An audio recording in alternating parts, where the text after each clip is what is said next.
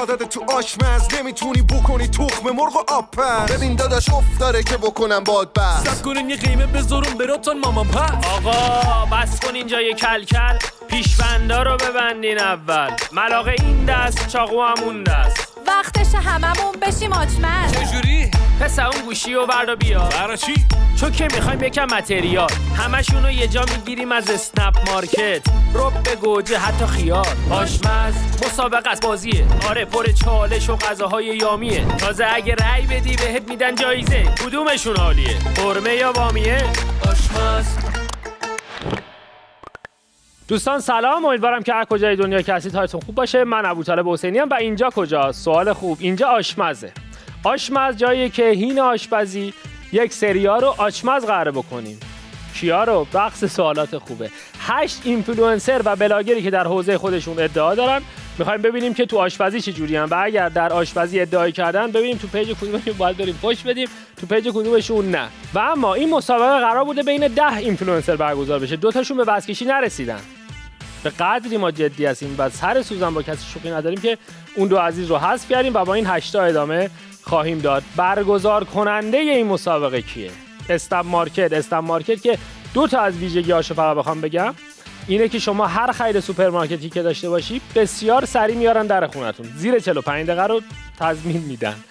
و دومی تنوع محصوله که از هایپرها و سوپرهای بزرگ تا سوپرمارکت‌های محلی رو شامل میشه و چیزی نیست که شما بخواید با اسنپ مارکت نداشته باشه. جایزه‌شون چیه؟ 500 میلیون تومان. 500 میلیونی که خب اینا خیلی پول دارن، معمولا زندگیشون رو خیلی تکون نمیده، اما با رأی شما برنده مشخص میشه. پس ما مگه مسخره ایم که رأی بدیم؟ برای عزیزانی که رأی میدن هم یه جایزه ترتیب داده شده، یک دستگاه آیفون 16. دیگه چی میخواید؟ میبینید رأی میدید آیفون 16، اینا هم 500 میلیون. تازه اینا باید بگن کار خیر رو اینا شما میتونید، شما اصلا قطعا آیفون 16 رو برای کار خیر استفاده میکنید. پس با ما همراه باشید با این 8 عزیز.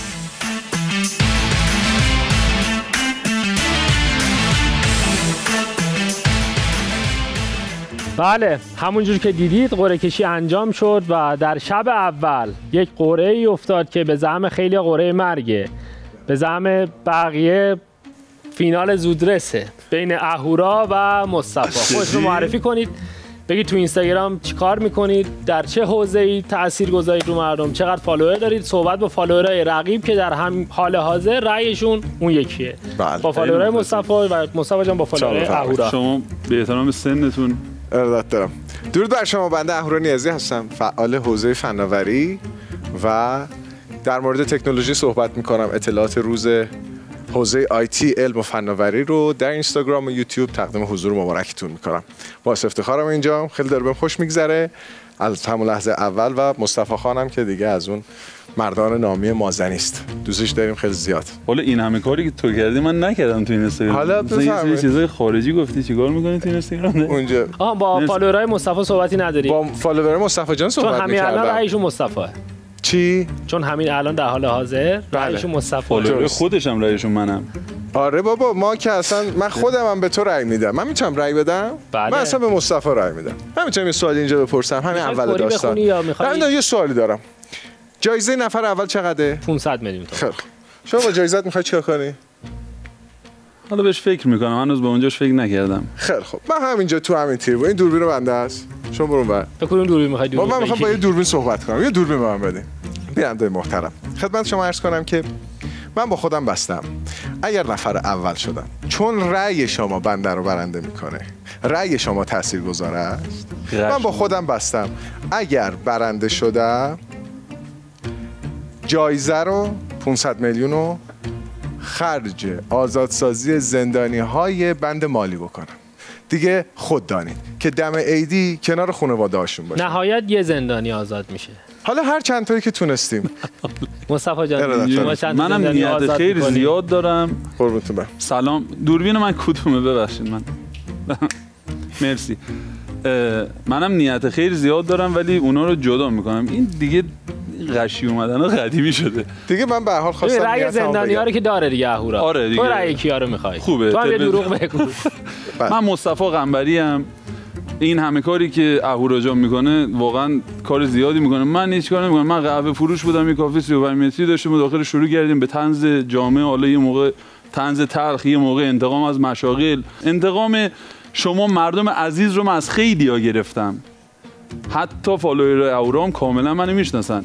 حالا دیگه ولی به من گفتن که این مسابقه برات بیشتر یه استراحته چون قرعه آسونی بهت افتاده. بعد من فقط گفتم تاریخ فینال رو پنجشنبه جمعه نذارین که من به استراحتم برسم. جوجه ها رو که میدونه آخر پاییز میرم. نمیدونم وقت شمارش 500 میلیون می‌خواستی بگی می‌خوای چیکار کنی؟ 500 میلیون حقیقتش من بین چند تا کار خیر داشتم فکر می‌کردم که ببینم کدوم انتخاب کنم. واسه همین هنوز نتیجه نگرفتم. درسته. ولی چند تا کار خیر مد نظرمه. یکیش دوستان عزیز همین کمک به پدر مادر خودمه که بتونم زندگی مستقل خودم رو شروع کنم. بالاخره این کمک خیره دیگه. این آزادسازی مصطفی از خانه هم در سبب راحتی خانواده هم بالاخره اون خرج خودم میکنم قطعا آقای ابوطالب و خیلی خوشحالم که اینجام و اینکه ممنون از صداقتت. بله حالا ببینیم دیگه جوجه رو وقت شمارشش آخر پاییز ما در خدمتیم. تو آشپزی ادعایی دارین؟ هیچ کدومتون؟ تو اصلا آشپزی میدونی چیه؟ آشپزی اهورا یه سری پلتفرم داره که میتونهش کمک کنه چجوری غذا درست کنه. اپلیکیشن رو اینا میتونم صحبت کنم. اپلیکیشن برای آشپزی هم هست. تا چه چت جی پی تی عکس میگیری میگه قرمه سبزی فرمول بهت میده. بعد مثلا میری جلو بعد مثلا سبزی‌ها رو میگه تفت بده بعد میگه لوبیا رو مثلا از شب قبل بخیسون. بعد تو یه دفعه میری گیم اوور میشه از نو بعد دوباره درست کنی. خیلی جوکش قدیمی ولش کن. شما چی؟ من قبل از قهوه فروشی کافی شاپ داشتم. تو هر متریالی به من بدی من یه غذایی واسه درست میکنم که عشق کنی. و اهورام نه جدی شنیدم اهورا یه آشپز فوق‌العاده است که وقتی غذا درست میکنه شما انگشتاتون رو میخورین چون نمیتونه غذا رو بخورین میره انگشتاتون. مثلا این شوخی هم قدیمی بود چون تونست حدس بزنه. چون بیرون بهش گفتم من اومد مثلا نگفتی چه دروغ مردم قضاوت کنن. مردم قضاوت کنن. بله مهم اینه که مردم قضاوت میکنن و اون 500 میلیون به هر حال اگه برنده و قهرمان از این گروه باشه خرج آزادسازیه یا یک زندانی یا مصطفی از چنگ عزیز میشه از چنگال خانواده‌اش. تو میدونی پدر مادر من معلم بودن هر دو بعد شدن مدیر مدرسه. یعنی من صبح قبل اینکه برم مدرسه از مدرسه خارج میشدم. خب بریم سراغ چالش اول بله. که انتخاب آشپزخونه است. اینا رو خیلی الان دقت نکنید ولی اینجوری بهتون بگم که این آشپزخونه با این آشپزخونه تقریبا یکی متفاوته. تقریبا یکیه ولی تفاوت‌های ریزی داره. مشتی داره. برنده چالش اول انتخاب می‌کنه که اونجا میسته یا اینجا. آماده این؟ بله بریم. کدوم بعد بریم؟ از کدوم خارجی؟ اگه به نگفتم به من نتوب تو مسابقه ها اینجا ببینم. خب بریم سراغ چالش اول. آماده این برای چالش؟ بله. آماده ای؟ کاملا. میدونی اصلا چالش چیه؟ نه. ببینید برنده این چالش آشپزخونه رو انتخاب میکنه. این دو تا آشپزخونه با هم برابر نیستن. یه سری اختلاف دارن که حالا در ادامه توی مشتی و مدرنیته. یعنی این چالش رو ببازی ممکنه کلا تا آخر بازی رو ببازی و میدونید که مردم ممکنه همین وسط همین چالش به شما رأی بدن یا تصمیم بگیرن به شما رأی ندن. میدن اصلا قبل این چالش میدن. 4 تا ردیف ستایی از جعبه داریم. بله. توی هر ردیف یه دونش میشه روش ایستاد سفته و بقیه‌اش خالی یعنی فرو میره توش. شما ممکنه رو سفته هم فرو برید. بیشتر دقت کن. و هر کس یه جا فرو رفت میاد عقب نفر بعدی شروع میکنه. کسی که به جعبه آخر برسه رو همون جعبه مثل سکوی قهرمانی میسته و عرض کردم آشپزخونه رو که بخواد خودش انتخاب میکنه و اون یکی هم باید بره سراغ اون. حالا کی شروع کنه؟ 1 2 3 اینا بالا بردی؟ آره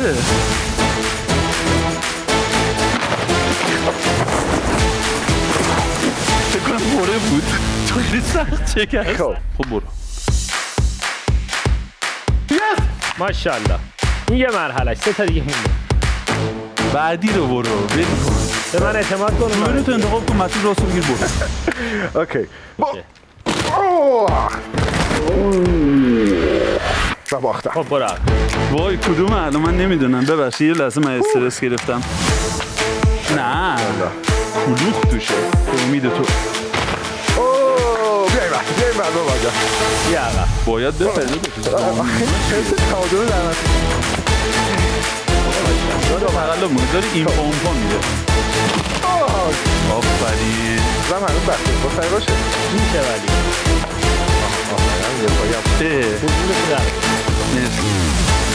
بهت اعتماد کنم بهت اعتماد کنم نه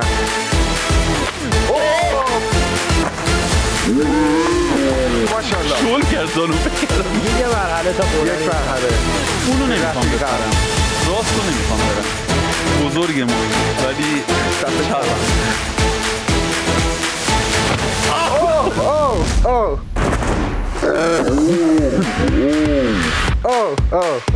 بزرگ ما بودی بار هر بده گوش. آفرین گوش ندادی. اینو یادت میشه کدوم بود؟ آره بساتی بود. برو اونور بذار بازی جذاب شه. برف ابوطالب گوش کردی؟ من تموم باید بکنم؟ وای خیلی سخته. تمامش کن دیگه این کار دراماتیکه تو. 2 1 میافتادم میسوختم. تبریک میگم شما میتونید آشپزخونه‌تون انتخاب کنید. بفرمایید. ماشاءالله تبریک میگم. ارادت دارم. اخلاقو بردی و احتمالاً رعایت تا الان بالاتره. چرا؟ تو هم تونستی این چالشو تو ببری. میتونستی بری تا تهش. یه چی؟ آشپزخونه ها رو میدونی تفاوتشو یا من یه توضیح بدم به بده. چیزایی که دارم میبینم خیلی فرق داره. ظروف نچسب اینوره. اجاق گاز 2 تا شعله داره. اون سرویس چاقو و چیزایی که دیگه هست. ظروف نچسب برای آقا اهورا. و میتونی این برای انتخاب کنی با یه شعله ظروف رویی و امکانات کمتر توی آشپزخونه. من خیلی چون بچسبم رأی میخوام بگیرم میرم روی. آشپزخونه شماره 2. مرسی. من آشپزخونه قهوه خونه‌ای رو انتخاب من میکنم. ناامیدت نمی‌کنم. وقتی مسابقه رو ازت بردم ممنون میشم که آشپزخونه خوبه رو بهم دادی. من دارم هی بهت پتانسیل میدم که بازی جذاب شه، چون وگرنه اصلا بله. خب بریم سراغ آشپزخونه ها و بعدش چالش بعدی که ببینیم مثلا چی می‌خوایم بپزیم، با چی می‌خوایم چی بپزیم. بسیار آماده عالی. این؟ Let's go. برویم. چالش اول مصطفی برد، اخلاق رو هم برد ولی خیلی راضی به نظر نمیاد. سلام علیکم. نه من الان میخوام بگم شما گفتی سنتی و مدرن، بله. نگفتی کم و زیاد چیزی. خودت انتخاب کردی. الان تو تخت کار داری. الان پشیمونی؟ من میخوای جابجا کنی؟ آره. نمیشه. مصطفی این چیه؟ مصطفی الان این رو مصطفی باید بذارم رو گاز و با این بگیرم. مصطفی داغ شد با این بردارم. بله. همت میزنم. آخه من چه کوری ببین من انقدر خوشحالم میتونم الان این دستمال رو بردارم برزی برات برقصم. خب اینه دست به وسایل من نزن. فکر می‌کنی چقدر استفاده میشه توی آشپزی و نتیجه این داداش اصلا کاری ندارم. تو این یه روحیه‌ای گرفته الان با اونا. پیاز من ریستر از پیاز اونه. این دیگه تو سر پیاز احتمال زیاد نخوای باخت. مودرنیته برزی تا داره کردی میرقصه ما باید بریم سراغ چالش دوم. بله بریم چالش دوم. از انتخاب آشپزخونه به مراتب مهمتره. اونجا فرصت اینه که جبران کنی. یه مقدار هم خودت نه دیگه بهش رحم نمی‌کنه. تمامه. فرصت جبران چیه؟ بریم سراغ چالش دوم. خب میریم سراغ چالش دوم و چالش به مراتب مهمتر از اول. چالش اولی رو که بردی ولی خب حریفم لفت داد. فداکاری بی‌دلیل انجام دادی. اصلا اهورا کو؟ آهنگ هندی پشت درخت‌های بهاری شرکت کننده بازیگوشمون اهورا نیازی. این چالش خیلی توضیح زیادی نمیخواد. هر رنگی رو توپشو انداختین داخل جایگاهش، یه دونه بادکنک که همون رنگی میتره کنید. اشتباهی بهتر کنیم چی میشه؟ اشتباهی بهتر کنید دیسکالیفه میشید و مردم عزیزمون دارن شما رو میبینن. تک تک حرکات زیر نظرشون هست و تو رأیشون تاثیر داره. میتونی حالا همه رو اصلا بهتر کنی بی‌دلیل. 1 2 3 1 2 3 1 2 3 از همینجا دیگه. بله ساده ترین حریف این دوره به من. ای وای چی شد قناری؟ ای وای چی شد قناری؟ به من نگو قناری.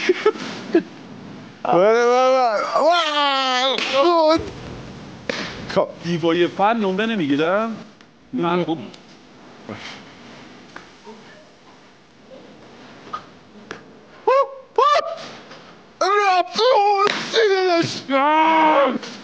ساده خیلی عقبی. نه کارو یکی وایسا آها خب اوکی عقبی؟ اوکی. بله داداش فضا بده. خب حرکت جوان مردانه. اوکی بله افتاد خب خدا بین ندم. افتاد یس او ماما. آروم وایسا توپ میاد این. بابا میشه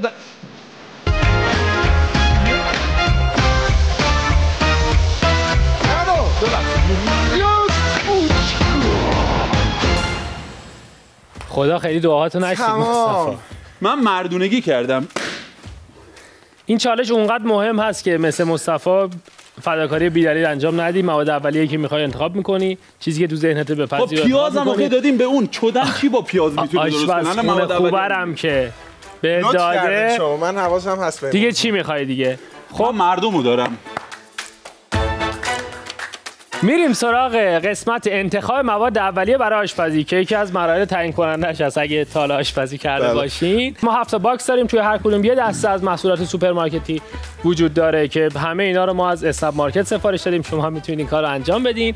هر باکس به 3 دسته تقسیم شده. بله. 3 دسته تنقلات، میوه، سبزیجات و الی آخر. شما به عنوان برنده چالش میتونی چیزایی که میخوای رو برداری نفر اول. درست میفهمم. شما انتخابات محدودتر، از اون دوتای باقی مونده برمی‌داری. من از مرام معرفتم توی مسابقه اول نمیتونم استفاده کنم. هنوز می‌خوام استفاده کنی بل خب من نمی‌ذاشتی اون مرام معرفتو نمی‌ذاشتی. حالا با هم شاید تعامل کردیم. جدا از چیزایی که خودت به کارت میاد احتمالاً میتونی چیزایی که ممکنه مصطفی بخواد استفاده کنه رو برداری و اصطلاحاً آچمزش کنی. من تنهاتون میذارم سبد رو بردارین، اول شما بعد شما توی آشپزخونه تا آخر میبینمتون تا آخر. چیزی رو من نمیفهمم. اوه من اینو برمیدارم. نه ماهی کیلکا برمیدارم. ماهی کیلکا برمیداری؟ آره. دلتون میاد اینو بر ندارم. کوچه من برنج برمیدارم. برنج برمیداری؟ آها تو 2 تا گاز داری، من یه گاز دارم.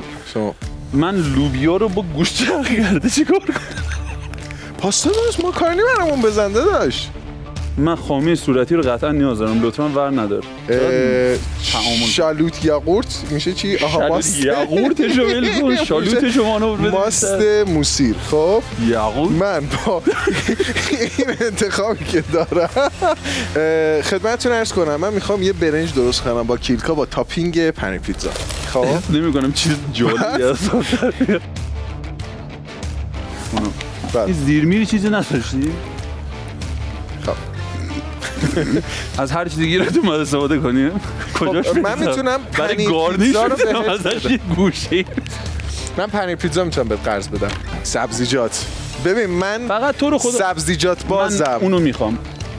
نه من انصافا فلفل للمه نیاز دارم. من بعد واقعا نمیدونم. من ایده آها وات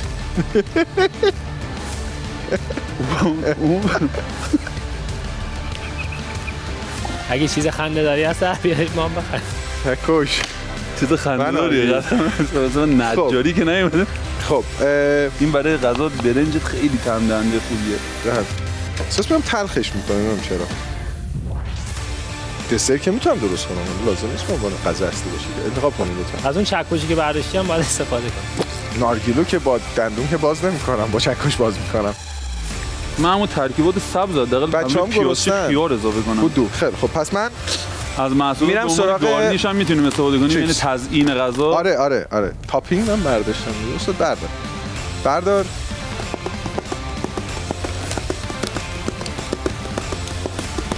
تمام. باورتون بشه یا نه تا اینجاش همش مقدمه بود. بله. تازه میخوایم بریم سراغ بخش اصلی. آشپزخونه رو انتخاب کردین، مواد اولیه‌تون هم که دارین. بله. و دیگه هیچ بهونه‌ای مورد قبول نیست برای اینکه غذاتون خوشمزه نشه. بهونه‌ای داشته باشین برای ما ذره اهمیت نداره واقعیت. منم با اجازهتون اینجا رو ترک میکنم. بهتون دوباره سر میزنم اگه کار چیزی داشتین با من تماس بگیرید. بفرمایید. شروع کنیم؟ بله بفرمایید. ببین من مثل یک فردی هستم که میخواد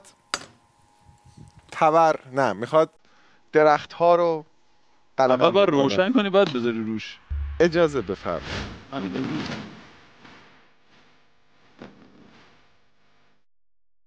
آدم با این موسبازی ها به جایی نمیرسه. شما اسمشو بذار دوستبازی. آها بخوام در وصف ادایی بودن سیستمم بعد شرح بدم دوست عزیز اینو میبینی؟ ببین من مشتری ادایی مثل تو زیاد داشتم. اورا آدمایی که مثلا ادایی ترین مشتری که داشتی چی بهت گفته؟ ادایی ترین مشتری که داشتم بهم گفت یه دبل دوپیو دوبل بزن. چی بزن؟ دبل دوپیو دوبل. یعنی یه جوری هم قرتی خواست باشه، هم خواست مثلا ایتالیایی باشه، هم خواست لاتی باشه. چون دوبل میدونی دیگه اثرش از دبل بیشتره. زمانی وقتی طرف میاد داخل میگه داداش حتی دوبل وزن به زبان ما یعنی دوبل، حس میکنه حس تلقینش اثرش میره بالاتر وقتی اینجوری تلفظش میکنه. ولی اون همه رو با هم داشت، دبل دوپیوی دوبل. این درجهش بیشتر نمیشه، مثل پنکای قدیمی آوردم. گازم قفل کرده. خب آها، ماهی کیلکا با برنج میخوای درست کنی؟ ببین داداش، اوجو برات کار در بیارم خزان کنی.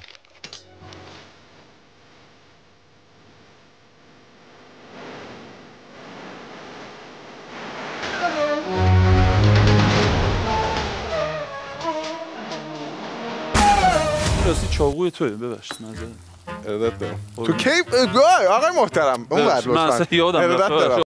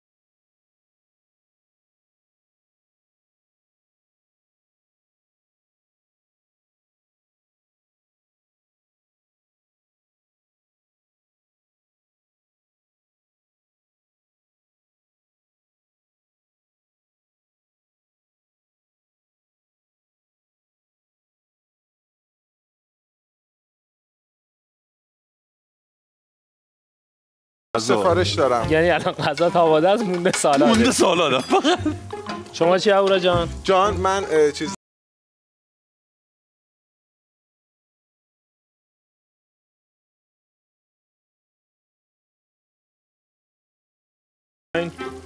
من یه خورده حرارت میخوام. فقط همین. خب این دارم کار سفارش در دارم. اومد. شف نیازی کار در آورد. به زودی میرسه خدمتتون. نمیدونم تو الان شف نیازی چیکار داری میکنی؟ ببین یه رسیپی اجدادیه. اینو اصلا سرخ میکنن یا ایده خودته؟ نه بابا سرخ میکنن کیلکا. به همین شکل؟ نه با سوخاری. ولی چون خب این غذا رو که من تست میکنم. چرا که غذایی نداری که تست کنم؟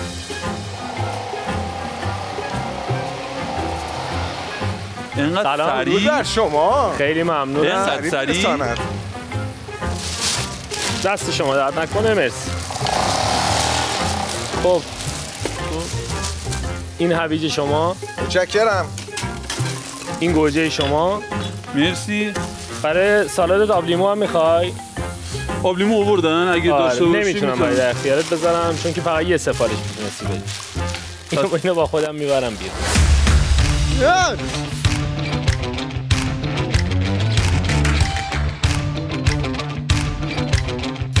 مصطفی جان تالنت ویژت چیه؟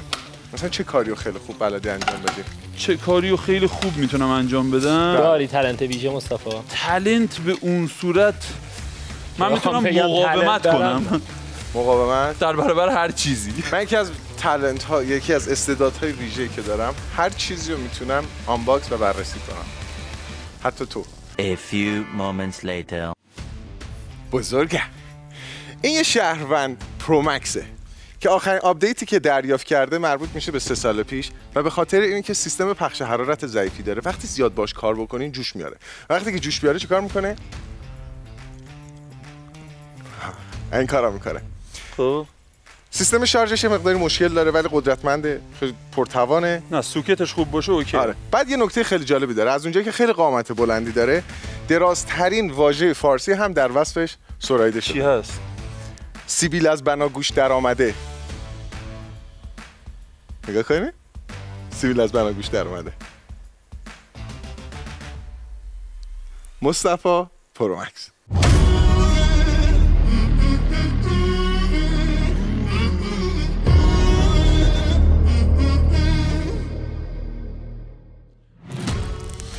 تو چطوری آشپزخونه‌ت انقدر تمیزه؟ من چون از شروع با آشپزی تو نگاه کن من اینجا چی کثافتی زدم.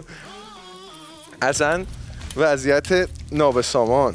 ولی مردم میدونن من مرد کارم. من هر روز 5 صبح بیدار میشم. تو این که 5 صبح بیدار میشی و هر 5 صبح اینقدر مؤدبی از کجا نشأت میگیره؟ آدینه به خیر یا بامداد بکام. بامداد نیکو. بامداد بکام چیه؟ با نیکو با بکام فرقی نمیکنه که. نیکو مثلا ماجرا اینه که من خیلی خوب زود میخوابم. خیلی خوب پا میشم. خیلی خوب زود میخوابم. خیلی خوب میخوابی. آره. این مسئله ای که من نمیتونم هیچ وقت داشته باشم.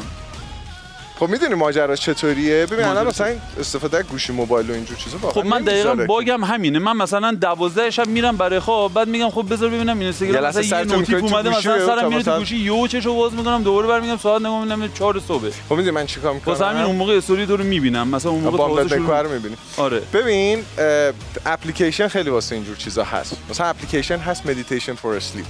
چه؟ مدیتیشن فور اسلیپ. من بعضی موقع این کارا رو میکنم ولی مثلا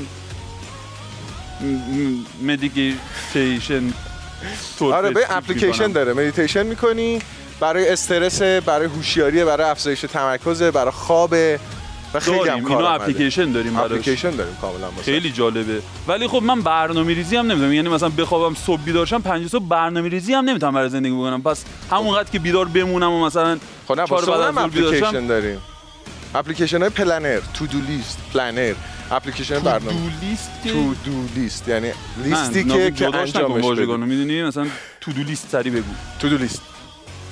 پس اپلیکیشن وجود داره. اپلیکیشن وجود داره. آره خوبه. نه ولی جدی من با اپلیکیشن نمیتونم کار کنم چون زبان انگلیسی بلد نیستم. واسه همین سمت اپلیکیشن اصلا نمیرم. واسه اونم اپلیکیشن هست. دولینگو مثلا. رایگانم هست. الان من بگم سرطان دارم میخوای بگی برای درمان اونم مثلا اپلیکیشن از ول کن داداش. نه الان واسه بعد مثلا چت جی پی تی خیلی میتونه کمکت کنه. به چی؟ به اینکه مثلا مم انرژی بده که آره کمک بکنه. آره مثلا ازش بپرسی خدا نکرده علم پزشکی کلا مثلا گذاشتی کنار کلا چت جی پی تی. داداش ول کن آشپزی رو بکن برای هر چیزی اگه اپلیکیشن من تو کار خودتو بکن. آخه ببین من فکر می‌کردم به جای خودت قرار ربات بیاری مثلا خودتی ببینم. نه چیزه ببین آخه تکنولوژی کلا کارش اینه زندگی رو ساده بکنه. واسه همین برای هر چیزی یک گجتی داره یا مثلا یک اپلیکیشنی داره یا سخت افزار یا نرم افزار. کلا کارش اینه تکنولوژی. کار تکنولوژی. آره مثلا تو بیای تو مثلا سبک زندگی منو ببینی چقدر مثلا این اپلیکیشن ها حضور دارن، چقدر کمک میکنه که اینی که زندگی راحت‌تر و منظم‌تری داشته باشم. وجود. آره دیگه با ایناست که منم 5 صبح میتونم بیدار شم. بعد میدونی من یکی از باگای دیگه‌ای که با مشتریای خودم داشتم مثلا چیه؟ مثلا خودشون تصمیم میگیرن برای مثلا اتفاقی که میخوان رقم بزنن یه قهوه جدید ابداع کنن. مثلا برای کاری که میخوان انجام بدن بیان بگن یه قهوه مثلا خب من که نمیدونم مثلا میگه داداش یه دبل اسپرسو بزن، یه لیوان آب بریز توش، یه خورده شیر با یه خورده فوم شیر. مثلا میگم چیکار داری؟ میگن نه بزن داداش تو مثلا اینو. بعد میداش سه تا دبل سفارشو داری؟ مثلا اینو دارم که مثلا داداش 2 تا دبل رو با هم قاطی کن با یه نسکافه گلد. بعد واقعا میخوام بگم آقا تو برگرد به من بگو چی میخوای، تو قراره شب چی کار کنی، من همونو به تو ارائه میدم. قرار نیست تو بیای یه چیز جدید مثلا گفتم یه جایی هم قهوه بزن مثلا چشام مثل لامپ صد روشن شه، تو به من بگو میخوام برم بالا من تو رو میفرستم بالا. جدی طرف پیام داده پیگیر فلانی بهم گوشی بده. گوشی بده؟ آره بعد مثلا من این مدلی هم که مردم فکر میکنن که این گوشیایی که میاد پیش ما رو ما برای خودمون نگه می‌داریم. مگه برای کی نگه می‌داریم؟ دقت بفرمایید بنده بارهای بار خسارت 10 ها آیفون دادم به صاحبین آیفونی که برای ما فرستادن، بعد من خش انداختم روش. گوشی گلکسی آره گوشی اومده تو استادیوممون افتاد نمایشگرش شکست. به من رفتم این گوشی رو خریدم، پولشو دادم، گوشی رو نگه داشتم. این خرابکاری‌ها زیاد داریم تو استادیوممون. آره من درخواستم این مدلیه که مثلا میگن گوشی بهمون بده اینجور چیزا. اوه تمام. اگر مثلا تو 2 دقیقه دیگه به اتفاقی که نخوام مثلا نرسم کسی همه چی رو میخوام با هم قاطی کنم. کم کم. حالا امیدوارم که برسم و چنین در زمانهای گذشته چطوری نارگیل خوزین گرفتن؟ با دندون.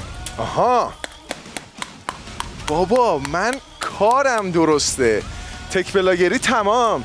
سلام بر فود بلاگری. درود در شما. سلام. آقای جاده من دارم تمیزی میکنم. بله به کارتون برسید. تو خیلی به کارت برس. کار داری. من تا شما کارتون انجام میدید دو تا دیگه از خوبیای اسنپ مارکت رو بگم. انقدر خوبی داره تقسیم کردیم دو تا داریم میگیم.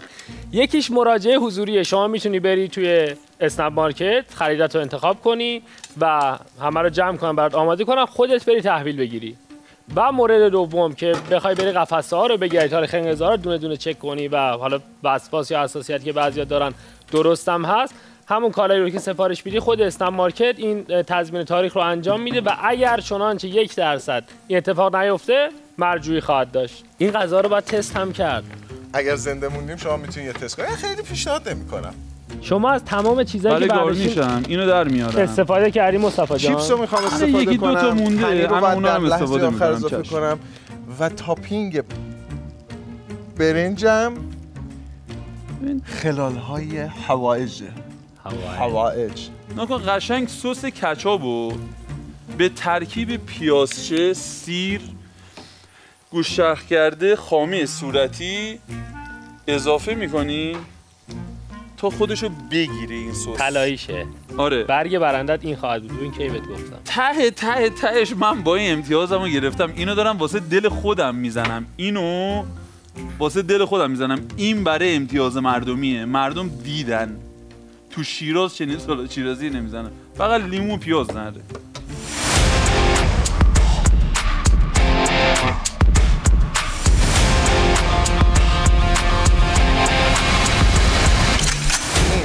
زمان تزیین قرار خورد شه روی ماهیا چون آردسو کاری بوی غذا رو بگیره.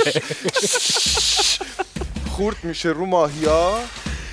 چاشنی برشته به داستان اضافه میکنه. من گارنیشمو شروع کنم. داداش تو میخندی مردم فکر میکنه این خوب نیست. نه مردم مطمئنن این خوب نیست. یعنی مردم اگه نخندن فکر میکنن خوبه. خدایی شبیه سالاد ماکارونی نشده؟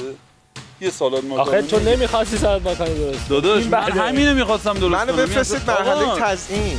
کیلکا پولو با تاپینگ هویج و پیازداغ. عجیبه. زدم تو گوش غذا. اسم این غذا رو گذاشتم بهشت مدیترانه. هیچ وقت این غذا رو از روی ظاهر قضاوت نکنیم. تقدیم به شما.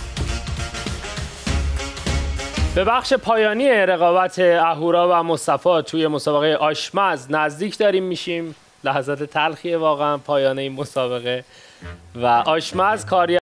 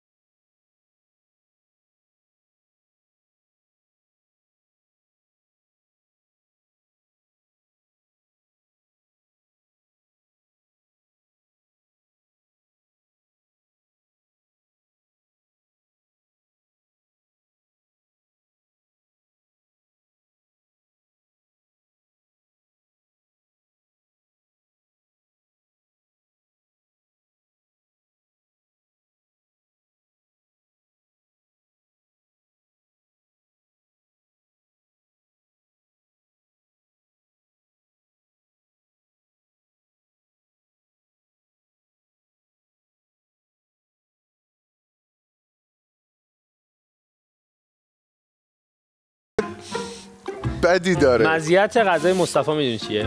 چی؟ میتونه الان تزیینشو هم بزنه دوباره تزیین کنه سریع. چون سس قالبه تو این غذا. گاردنش نهاییش منطقی این پاپکورنایی که داری می‌ریزی روش چیه؟ ذرت‌های بوداژه. الان یه سوال راجع به منطق غذاش نداشتی. نه این دلیل داشت من اینو زدم. این برشتش کرد، یعنی خرچ کرد. این برای چونو زدی؟ اینم خرش میکنه. خب بریم تقلیدی سراغ ادا. لحظات مرگبار این مسابقه، تست غذا. باور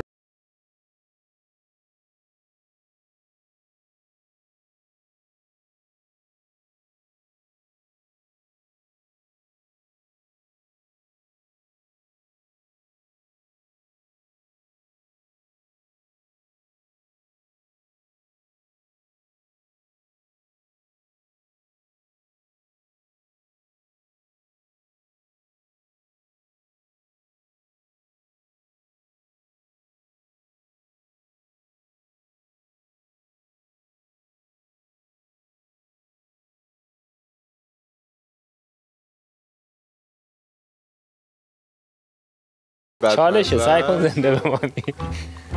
ببین چون من بدمزه. خیلی بدمزه بود. یه